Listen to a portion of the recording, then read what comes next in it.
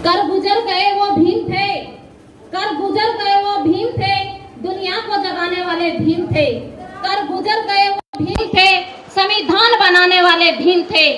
साथियों, हमने तो संविधान भी नहीं पढ़ा और संविधान बनाने वाले भीम थे। अभी जो इस हॉल में बातें हो, इस हॉल में जो बात हुई है, मैं अच्छी तरह से समझती हूँ कि सबके दिमाग में बहुत अच्छे से गई है, क्योंकि बिल्कुल साधारण सिंपल बात हुई है। ऐसा है या नहीं? पुरुषों की बात छोड़ दो, क्योंकि ये तो बहुत मतलब कि बुद्धिमान है।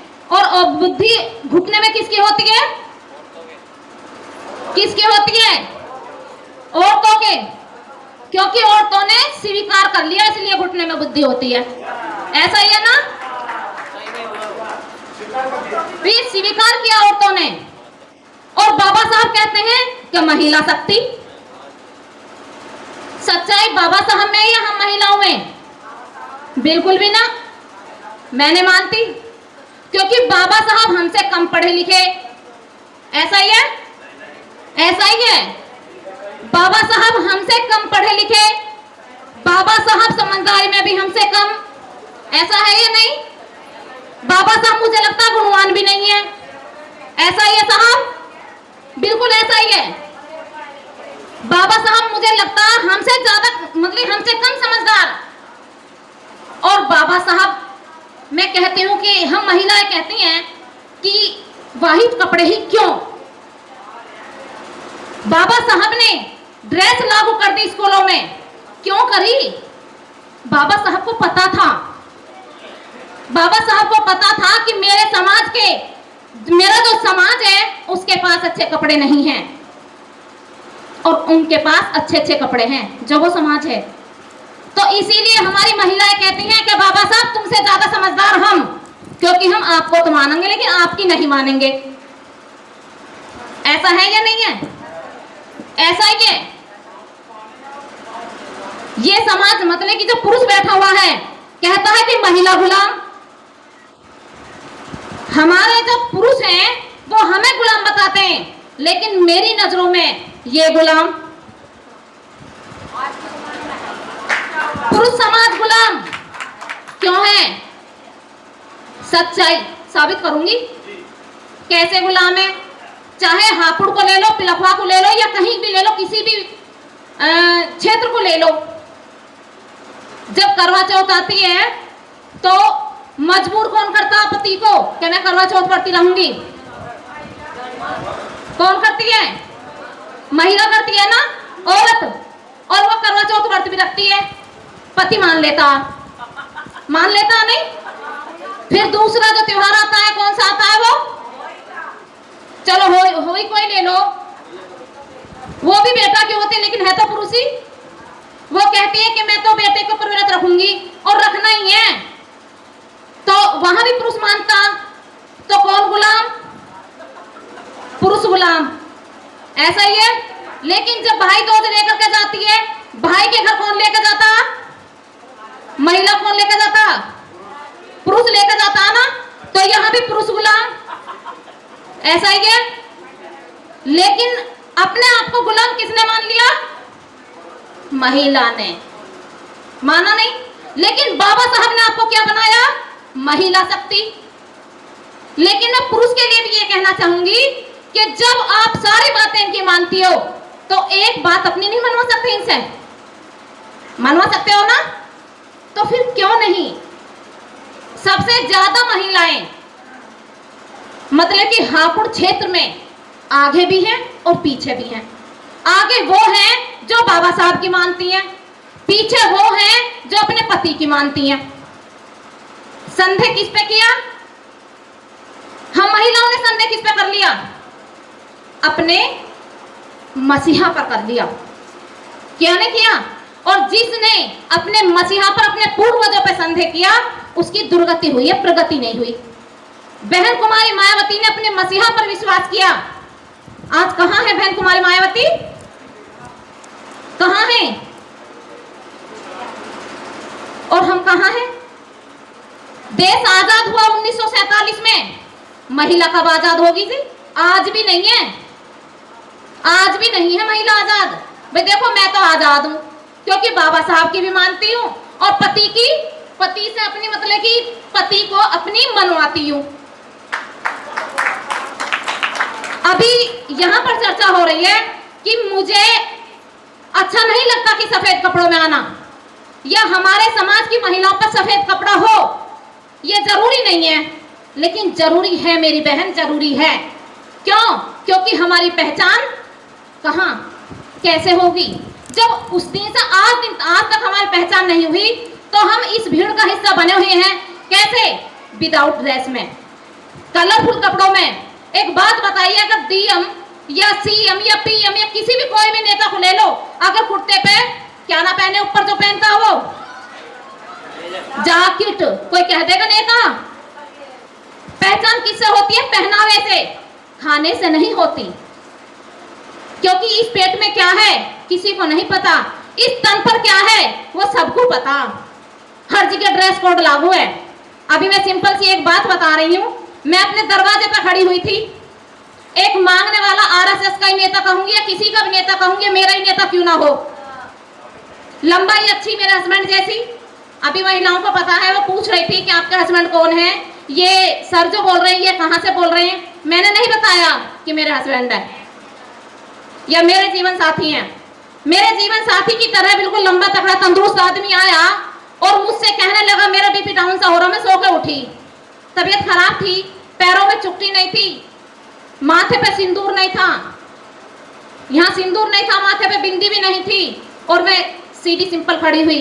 तो आकर के कहने लगा, क्षमा चाहूंगी बाबा साहब की बात नहीं कर रही, अपनी कर रही हूँ, क्योंकि दिमाग का जो कचरा वो ऐसे निकलता। तो आकर के कहने लगा मेरे से कि बहन जी बड़ी दुखी हो। मैं कह जी क्या होगा? बड़ी दुखी हो आप, आपका पति आपको छोड़ करके चला गया।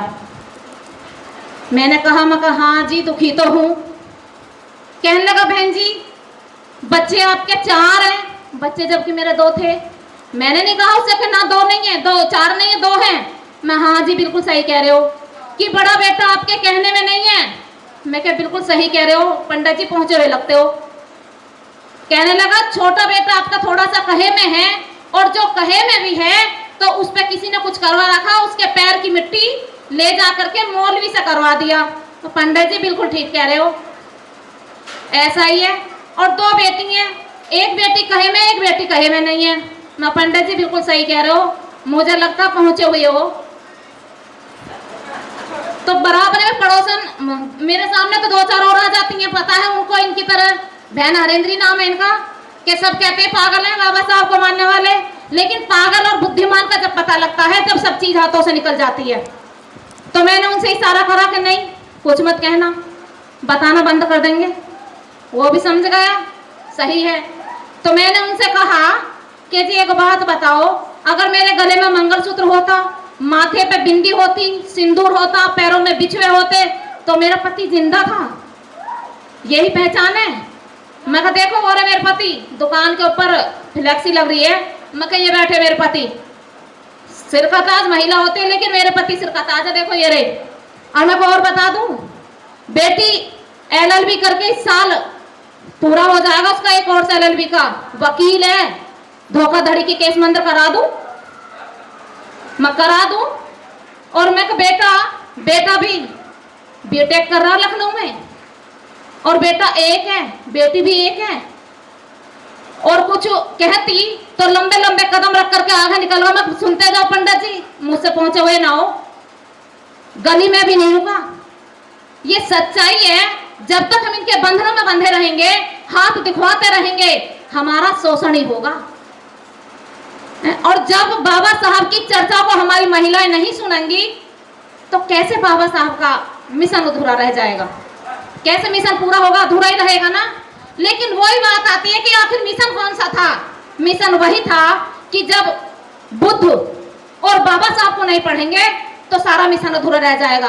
बुद्ध की एक छोटी सी मैं कहानी के रूप में बताना चाहूंगी कि जिस समय तथागत गौतम बुद्ध देश ना दे रहे थे, देश ना देते देते सभी हमारे समाज के बुद्धिजीवी लोग तथागत बुद्ध की देश ना सुनते थे। तो देश ना सुनते वक्त, सुनते समय काफी लंबा समय हो गया, कुछ अनुयायी लगातार सुनते रहे, आते रहे। और बुद्ध को ये पता था कि मेरी देशना में कौन ज्यादा आगे है, अग्रणी है, कौन मेरा अनुयायी है। जब बुद्ध को ये पता लग गया तो उनका एक शिष्य देशना में, उन्होंने एक शिष्य ने आना बंद कर दिया। बुद्ध को बड़ा दुख हुआ। बुद्ध ने कहा कि एक मेरा शिष्य था जो मेरी देशना से बहुत प्रभावित हो रहा था, लेकिन कुछ समय से वो मेरी देशना में नहीं आ रहा। आखिर उनके साथ हुआ क्या? तो बुद्ध ने सोचा कि मुझे जाना चाहिए। तो बुद्ध उसी गांव में देशना का वहां पर आयोजन हुआ और बुद्ध उस शिष्य के घर गए। जब शिष्य के घर पहुंचे तो वो शिष्य बुद्ध को देख करके खड़ा होकर के बुद्ध को वंदना करा, पानी दिया, खाना दिया, ऊंची जगह पर एक आसन लगाया और बुद्ध को ऊंचे आसन पर बिठा करके और अपने आप को नीचे बिठा लिया और कहा कि बुद्ध मुझे बताइए आपके आने का क्या कारण है। तो बुद्ध ने कहा कि शिष्य, मेरे आने का कारण कुछ भी नहीं है, लेकिन एक जो कारण है वो मुझे अंदर ही अंदर खाया जा रहा था कि आखिर मेरा शिष्य मेरी देशना में क्यों नहीं आ रहा। तो बुद्ध की बात सुन करके शिष्य ने कुछ जवाब नहीं दिया और नीची गर्दन करके बैठा रहा। बुद्ध ने कहा कि शिष्य बताइए। तो शिष्य ने बड़े ही नम्रता के साथ जवाब दिया कि बुद्ध, मैं कैसे देशना में आऊं, वहां पर सभी बहन बेटियां होती हैं और मेरे तन पर जो कपड़े थे उनके अंदर छोटे छोटे छेद हो गए हैं और जगह जगह से फट गए हैं और मेरा जो तन है उन कपड़ों में दिखाई देता है। मैंने उचित समझा कि देशना में जाना बंद कर दूं। बुद्ध ने कुछ भी जवाब नहीं दिया और वहां से उठ करके चले गए। जब बुद्ध वहां से उठ करके चले गए तो ऐसी जो सभा थी और बाबा बुद्ध की जो देशना हो रही थी, तो उस देशना में एक अमीर शिष्य था। तो उस अमीर शिष्य को बुद्ध ने अपने पास बुलाया और बुद्ध ने कहा कि शिष्य, अगर आपके पास इतनी गुंजाइश है कि जो मेरा एक गरीब शिष्य है, उस गरीब शिष्य के जो परिवार है उसको 2-2 जोड़ी वस्त्र आप पहुंचा दो। तो उस शिष्य ने बुद्ध से कहा कि ठीक है बुद्ध, मैं वहां ऐसी व्यवस्था कर दूंगा। तो अगले दिन वो व्यवस्था वहां पहुंचा दी और अगले दिन से वो शिष्य देशना में आया। तो बुद्ध ने कहा कि शिष्य बताइए, आपको और कोई परेशानी है या किसी और चीज की जरूरत है? तो शिष्य ने कहा कि नहीं बुद्ध, मुझे और किसी भी चीज की जरूरत नहीं है, मैं सब कुछ अपना साधन जुटा सकता हूँ। तो बुद्ध ने उससे क्वेश्चन किया कि शिष्य, मुझे एक बात बताइए, जो आपके पुराने वस्त्र थे उनका आपने क्या किया? तो बुद्ध शिष्य ने जवाब दिया कि बुद्ध, मैंने उन वस्त्रों को अपने ओढ़ने के काम में ले लिया। तो बुद्ध ने फिर कहा शिष्य से कि शिष्य, जो तुम्हारे पास पुराने ओढ़ने का जो वस्त्र था उसका क्या किया? तो शिष्य ने फिर जवाब दिया कि बुद्ध, मैंने उस वस्त्र का अपने जो गेट था उसका पर्दा बना लिया। फिर बुद्ध ने पूछा कि जो पुराना पर्दा था उसका क्या किया? तो बुद्ध शिष्य ने जवाब दिया कि बुद्ध, जो पर्दा था, जो मेरे घर में रसोई घर है उस पे जो खाना बनता है बर्तनों पे, वो बर्तन गर्म हो जाते हैं, तो मैंने काट करके उसको उस यूज में ले लिया। तो बुद्ध ने फिर कहा कि जो पहले यूज करते थे उस कपड़े का क्या किया? तो उस कि मैंने उस कपड़े का पोछा बना लिया। फिर बुद्ध ने पूछा कि जो पुराना पोछा था फिर उसका आपने क्या किया? उस शिष्य ने जवाब दिया कि बुद्ध, वो बिल्कुल तार हो चुका था और मैंने एक समय निकाला और उसमें से एक एक तार निकाल करके, एक एक धागा निकाल करके उसकी बत्तियां बना ली और बत्तियां बना करके कुछ मैंने बौद्ध विहार को दान कर दी और कुछ मैंने अपने घर में उजाला करने के काम ले लिया। तो कितना बड़ा असर हमारे बुद्ध की देशनाओं का पड़ता है। और आज हमारे जो तन पर वस्त्र हैं, माता रमाबाई के पास भी एक मात्र साड़ी थी और आज हमारी महिलाओं के पास में इतनी साड़ियां हैं। और इतनी साड़ियां होने के बावजूद भी परिवार की या मेरे पड़ोस की एक महिला अगर 200 रुपए की साड़ी खरीदती है तो मैं ये होड़ करती हूँ कि मैं 2000 की खरीदूं। अगर किसी ने 2000 की खरीदी है तो मैं ये कोशिश करती हूँ कि मैं 5000 की खरीदूं। लेकिन एक बार भी ये होड़ नहीं करती कि उसका बच्चा प्राइवेट स्कूल में पढ़ रहा है और मेरा बच्चा सरकारी स्कूल में पढ़ रहा है, तो मैं भी इसकी तरह अपने बच्चे को प्राइवेट स्कूल में भेजूं। ये कभी कोशिश नहीं करी। अगर ये कोशिश करती तो आज मेरे समाज की ये दुर्दशा नहीं होती। अब कहा है किसी महान पुरुष ने कि एक गुलाम महिला गुलाम बच्चे को जन्म देती है, एक आजाद महिला आजाद बच्चे को जन्म देती है। जो बाबा साहब की मानता है, जो बाबा साहब की मानता है, उसकी कभी दुर्गति नहीं होती, उसकी प्रगति होती है और आजाद भारत में आजाद की तरह जीती है। किसी महान पुरुष ने कहा है कि बच्चे के भविष्य की निर्माता उसकी माता होती है। क्या आज हम माताएं अपने बच्चे की भविष्य की निर्माता हैं या नहीं हैं? हैं। कैसे हैं? क्योंकि लाली लिपस्टिक लगा करके हमारा बच्चा स्कूल जाए या ना जाए, लेकिन अपने दरवाजे पर बैठ करके चुगली करती हैं। चुगली कैसी करती हैं? फलाने की लड़की फलाने के लड़के के साथ में बात कर रही थी, मैंने देखा, लेकिन एक बार भी ये ध्यान नहीं दिया कि फलाने की लड़की फलाने के लड़के से शायद स्कूल की बात भी कर रही होगी।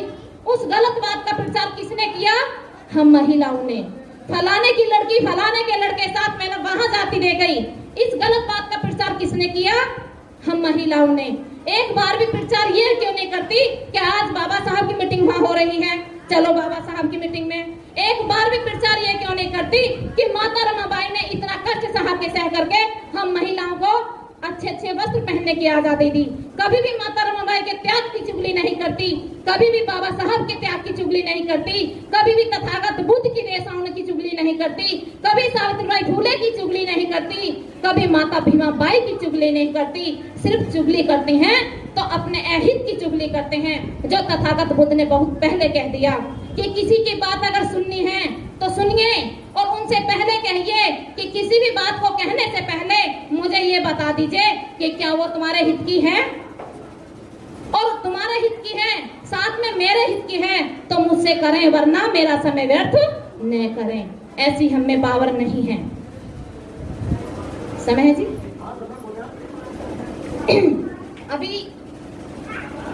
अभी बोला गया था कि अगर हमारी महिलाएं संविधान पढ़ती तो हमारी दुर्गति नहीं होती। हमारे घर में गीता पुराण तो मिलेगी, ठीक है जी, गाने की फरमाइश आई है, गीता पुराण तो मिलेगी, लेकिन संविधान की एक भी पंक्ति नहीं मिलेगी। पंक्ति की बात कर रही हूं मैं, पंक्ति की। हमारी महिला को अभी तक ये पता नहीं है कि आखिर संविधान भला क्या है। संविधान हम इंटरेस्ट लेते हैं किस चीज में? नैतिक शिक्षा में हमने इंटरेस्ट लिया तो हमारे बच्चे संस्कारी बन गए। हमने अगर इंटरेस्ट लिया मैथ में तो हमारे बच्चे अधिकारी बन गए। अगर हमने इंटरेस्ट लिया होता संविधान में तो हमारे बच्चे सीएम पीएम मुख्यमंत्री बन जाते। लेकिन कोई बात नहीं, समय गुजर गया लेकिन पूरी तरीके से गुजरा नहीं है। जाग जाओ, और जागने से ही उजाला होता है। बहुत समय पहले कहा था कि रामचंद्र कह गए सिया से ऐसा कलयुग आएगा, हंस चुगेगा दाना दून का, कौवा मोती खाएगा। लेकिन कौवा कौन था? कौवा कौन थे? हम लोग, हम कौवा थे हम। लेकिन हम समझ नहीं पाए अपने आप को। अभी बात आई थी सरादों की, सरादों में भी कौवा बना दिए भाई, हम कौवा ही है ना। लेकिन जो कलयुग, वो कलयुग नहीं था, वो कलम युग था, कलम युग। बाबा साहब ने हमें कलम युग लाया और इन्होंने कलयुग बता दिया। तो वो कलम युग को, कलयुग को हम कलम युग कहते हैं, भीम युग कहते हैं। क्योंकि जब जब हमें आजादी मिली तब तक इन्होंने कहा कि खतरा आ रहा है। अब संविधान पे खतरा बताया, खतरा, हिंदू धर्म खतरे में है, हिंदू धर्म खतरे में है। लेकिन उन्हें पता है कि हिंदू धर्म खतरे में नहीं है, संविधान हमारा खतरे में है।